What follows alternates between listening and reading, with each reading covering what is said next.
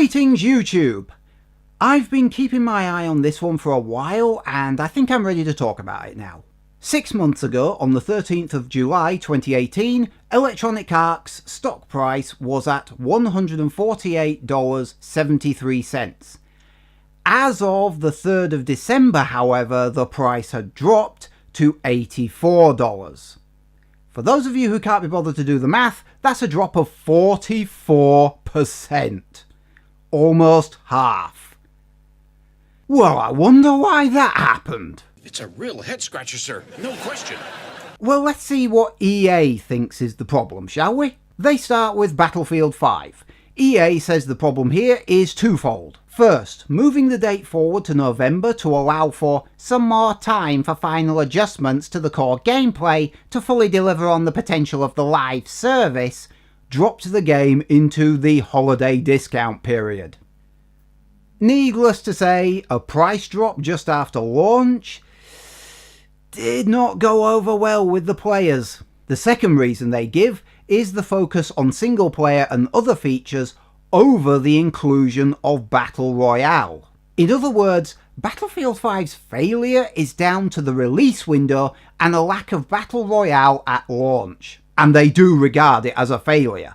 They specifically state, "As a result, we sold 7.3 million units, about 1 million less than comprehended by our Q3 guidance."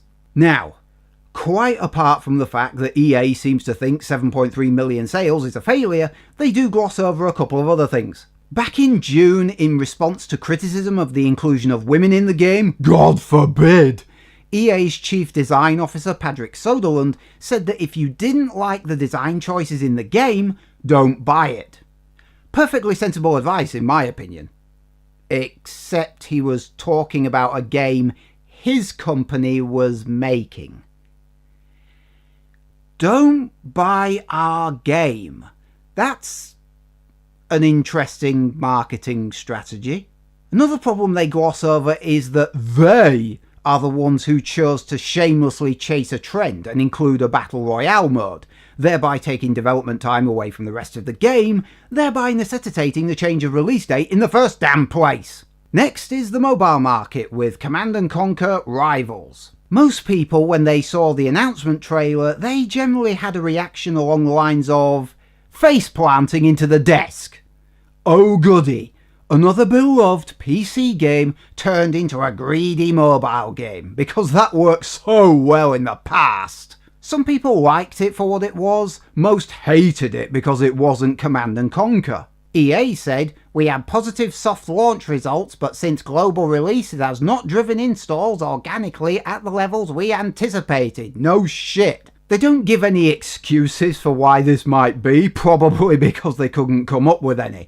They do, however, say, "We are doubling down on these games through live services." Which means we should expect more of this shit. And then there's FIFA. There's always FIFA. Fucking FIFA. In all fairness, I've never played FIFA. Ever. But EA says FIFA 19 full game unit sales are roughly flat to FIFA 18 and slightly below our expectation.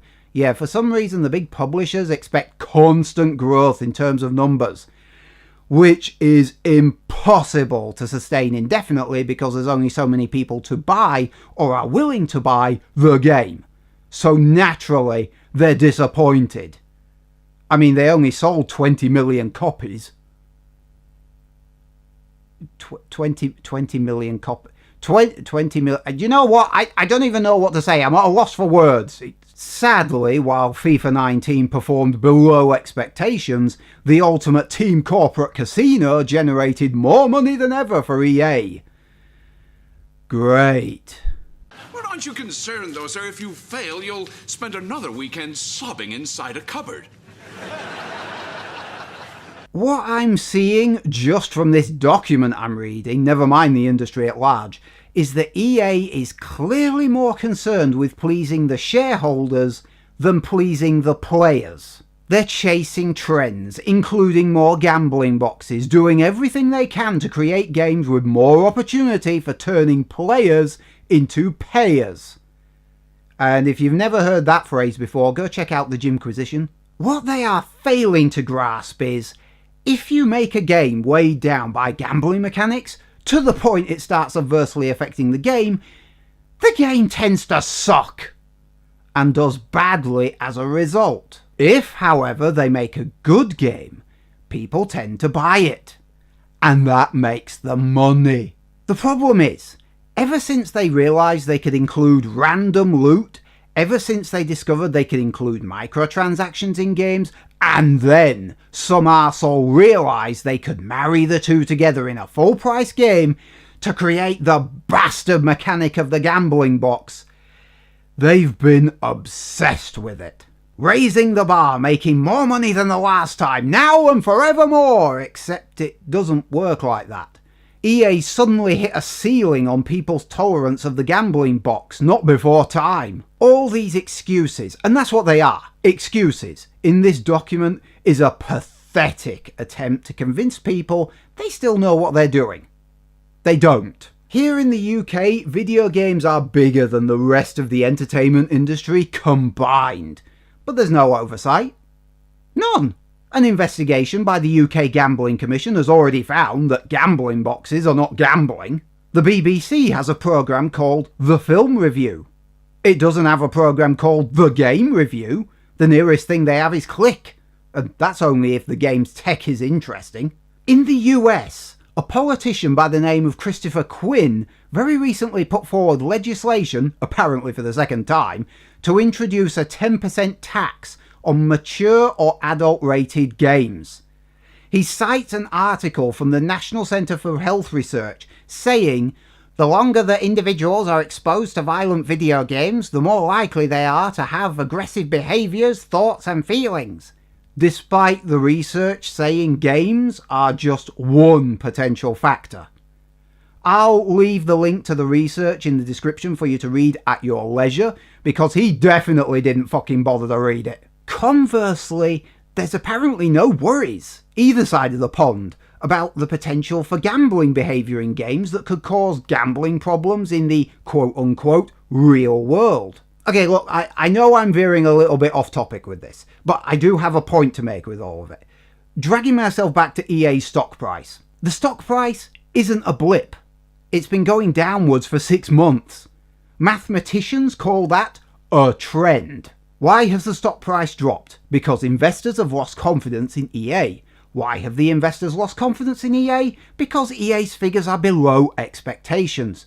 Why are the figures below expectations? Because EA has been promising bigger and bigger returns. Why have they been promising bigger and bigger returns? Because they've been including more gambling mechanics, more DLC, more live services, more ways to fuck us in the wallet. And why have they done this? It's because no one tried to stop them. No regulation, no oversight, no casual glances. The rest of the world, and by that I mean anyone not paying attention to the video game industry, seems to have been taken off guard by this. I've known about this for years. I've been recording DLC and microtransactions for the 2 years I've had this channel. There are people on YouTube who have known about this and have had their channels for a decade or more. It was a question of when, not if, this happened. This isn't so much a warning shot as it is a full creeping barrage. EA just happened to be on the front line. And I'm in two minds over this. One mind says, yes, get in there, finally, one of them gets their comeuppance for their greed. The other mind says, shit, the rest of the industry is just as bad, and they're not suffering. Far be it from me to tell a business how to run a business when I am not a business, but why don't you, and stay with me here, why don't you make good games? I know, it's a crazy idea. Just make a good game and we will buy that game and we will enjoy it. And we will think, wow, can't wait for what they do next. And you will make the next game and it will be good and we will buy it. Because it's good. I'm explaining quantum physics to a physics professor, but I feel like I'm explaining it to a toddler. Long story short, EA's stock price has dropped by 44% in the last 6 months. And unlike EA, I am not disappointed.